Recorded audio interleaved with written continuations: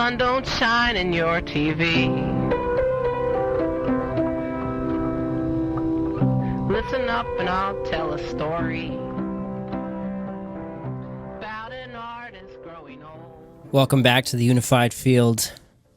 I'm Mr. Justin Brown, your host, and that, of course, was Daniel Johnston, the story of an artist from 1982's tape, Don't Be Scared. We've got a great show lined up for you here. The Kathleen Marden interview is in full swing, and we're going to jump right back in there to see what she had to say about her aunt and uncle, Betty and Barney Hill, when I asked if she could go into detail about that abduction scenario. So here we go, the Kathleen Marden interview on UFR. Can you give us a bit of a background on the story? Yes, I can. My aunt and uncle, Betty and Barney Hill, had gone on a short vacation to Niagara Falls in 1961. I had been there about a month before and was so intrigued with the vacation and had taken many photographs, and Betty had never been. Her work as a social worker, and Barney, who worked at the post office, decided to surprise her with a short trip to Niagara Falls. They visited there, and then they went on to Montreal, and from Montreal they decided to drive home to their home in Portsmouth, New Hampshire during the nighttime. Barney worked at night anyway. He was on the night shift at the Boston post office, so he was accustomed to staying up at night. They were well rested from the night before. They had decided that they would stop at a motel along the way if they grew tired, but they didn't. Now, as they entered New Hampshire, they were down south of Lancaster, which is at least an hour's drive into northern New Hampshire, even more than that. From Canada, when Betty suddenly spotted what she thought at first was a satellite. She'd never seen a satellite before. And as she looked at this thing, she realized that perhaps it was a falling star, but it was shot upward. It didn't travel as a satellite would, and it didn't travel as a falling star would. This sparked her curiosity, and she continued to watch this as it stopped in the sky and started to grow larger as it was coming closer. This so piqued her interest that south of Twin Mountain, and this is just north of the famous tourist area, Franconia Notch, where you find the former old man of the mountain, New Hampshire's state symbol, she convinced Barney to stop at a picnic area. And they got out and they looked at this craft. Now, Betty watched it through binoculars as it passed in front of the face of the moon, flashing multicolored lights. She realized that it was no conventional craft. And Barney, who was a confirmed skeptic, took the binoculars and was telling her, it's a Piper Cub. It has to be a Piper Cub or a commercial airliner on its way to Canada. It can't be a UFO. Both of them had very little knowledge about UFOs before that, but Barney soon realized that it wasn't a conventional aircraft. It flew very rapidly toward Vermont, and then just as rapidly, without appearing to have turned, descended in his direction. It was completely silent, and it had unconventional lighting. It was so low at this point that he could see the windows, and he grew very concerned about this. He returned to the car and started driving south through Franconia Notch. Betty was becoming more and more excited about this as it traveled in a stair-step pattern, as it appeared to bounce around in the sky. She said, this is no conventional aircraft, and he pulled over again to get another look at it and to prove to her that it must be a military jet at that point. As he looked through binoculars, he realized it couldn't have been a military jet. It was completely silent. It was unconventionally lighted. It appeared to be rotating, and it was at least 1.5 times the length of the old man of the mountain's profile. And the old man's profile was 48 feet long from forehead to chin. Wow. So we knew that the craft at that point was quite large. Only it had stopped in the air, and it appeared to be rotating. And they could see windows in it. And that's what was causing it to appear cigar-shaped at that point. They got back into the car and headed south through Franconia Notch to an area about 8 miles south of the Old Man, and that is called Indian Head. This is where the Indian Head Resort was located. One of the first lodging spots for tourists. It was the off-season, but Betty looked over and saw a man standing in the window of one of the cabins at the Indian Head Resort, which now is a very fancy and large resort. And she thought we could end all of this right now by stopping for the night. But then she thought to herself that she was so curious about this strange object, she wanted to continue on. Kathy? And Barney was thinking how relieved he was to see civilization, and he wanted to look for a police officer to report this strange occurrence. Right. Can I stop you there for a second? So they continued south. Betty was becoming more and more excited, Barney said, and he said that she rarely became excited, so he wanted to pull over and get another look at this craft. But as he was looking for a place to pull over, to turn off to, the craft shifted ahead rapidly, stopped in the air, and started to descend in their direction. Wow. So Barney had to stop the car directly in the middle of the road as the craft came closer and closer and stopped initially about 200 feet in the air.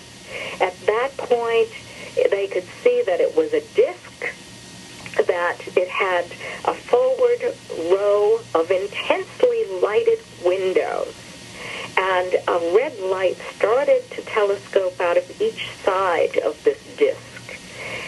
Barney hopped out of the car. He had a gun in his pocket, a pistol that he had retrieved earlier, and because he was afraid of encountering a bear in the wilderness as he was stood at the first observation spot. And he had the binoculars, and he got out and looked up at this thing, and as he did, it shifted locations from above the vehicle to an adjacent field to the east. He walked into the field as Betty, in this internally lighted car, looked up and down the road for any oncoming vehicles, knowing she would have to move the car if anything approached her on the road. Barney, in the field, through binoculars, observed beings, and on October 21st of 1961, NICAP reporter, investigator, Walter Webb, he was an astronomer, worked at the Hayden Planetarium in Boston. He did the initial investigation of their report. This was a confidential report. And he wrote that Barney had observed non-human entities on board this craft. So we know that immediately Barney recalled observing non-human entities on board the craft. They were dressed in black, shiny uniforms of some type. They moved in a military-like manner. It reminded him of Nazi officers. The precision of their movement was such. And I want to stress that because there's been a lot of confusion and misinformation of people who believe that Barney actually observed Nazi military officers on board this craft. Conspiracy theorists and my lab theorists. This is not true.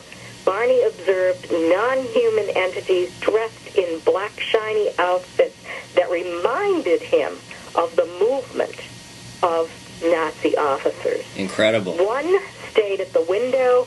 The rest quickly shifted and went to one what appeared to be some kind of control panel on the wall. He wasn't sure exactly what it was, but their arms were moving up. And as that happened, the craft shifted and tipped in his direction and approached within what he estimated was about 50 feet of him. Wow. The leader at the window scared him terribly. It was communicating a message to him to just stay there, be calm. He wasn't going to be hurt. But he thought he was going to be hurt.